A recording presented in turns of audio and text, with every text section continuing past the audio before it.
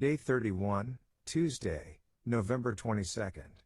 Genesis 34 UCG Bible Commentary Shechem and Dinah. Shechemites slaughtered the violation of Dinah. Genesis 34:2 says that Shechem took Dinah and lay with her, and violated her. Does this indicate that Shechem raped Dinah, or was what happened consensual? Verse 1 says that Dinah went out to see the daughters of the land. Some commentators suggest that she was in her late teens and was possibly going to attend some kind of public affair or celebration. It is then suggested that, perhaps because she had no sisters, she was seeking to fit in a little too much with the other girls her age and got herself into a situation she was not ready to handle, losing her virginity not by violence, but by indiscretion. Still, the vengeful reaction of Dinah's brothers might imply that Dinah had not wanted this to happen. It is possible that Shechem had plied her with alcohol or wouldn't back down from any protestations she gave, at which point she didn't fight. Perhaps it was what we today often call date rape, which is itself a hideous offense. And considering that Dinah appears to have been around 14 or 15 years of age, we would today also call it the crime of statutory rape. Yet that was often considered marriageable age in the ancient Middle East, the society of arranged marriages of that day being often unconcerned with the maturity of those matched together.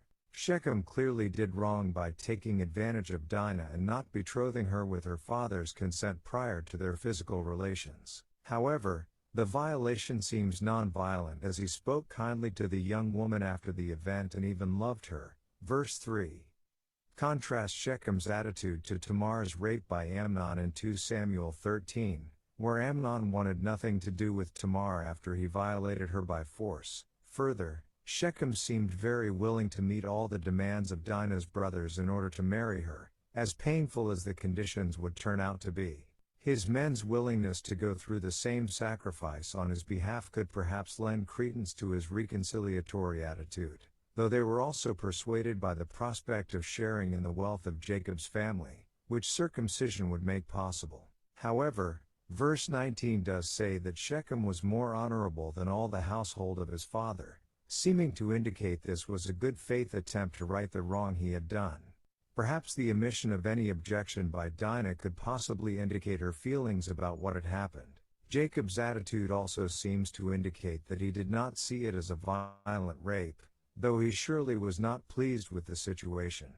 He had done business with Shechem's father, Hamor, in the past, Genesis 33:19, and was certainly disturbed, perhaps even enraged, at what had now happened. However, he was clearly willing to give Dinah as wife according to the agreement his sons offered, as she was found in the city with her new husband after the arrangement was made. Verse 26.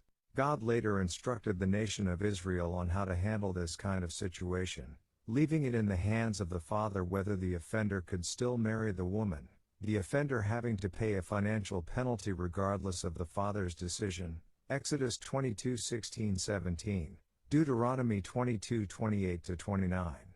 So Jacob could have refused to give her as wife if he really felt strongly that this marriage should not have taken place, which he probably would have felt had there been a violent rape. Indeed, God equates the heinousness of rape with that of murder, Deuteronomy 22:25-27.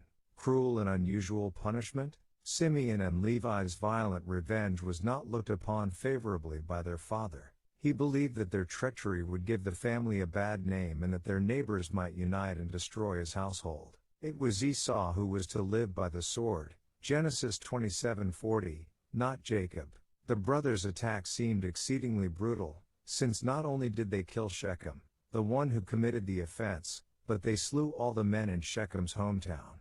Although Jacob's sons offered justification for their behavior, their father's displeasure was not abated. For even after Jacob's prediction that his family would be wiped out did not come to pass, due to God's protection, Genesis 35:5, Jacob still showed deep disapproval with Simeon and Levi's actions long afterward.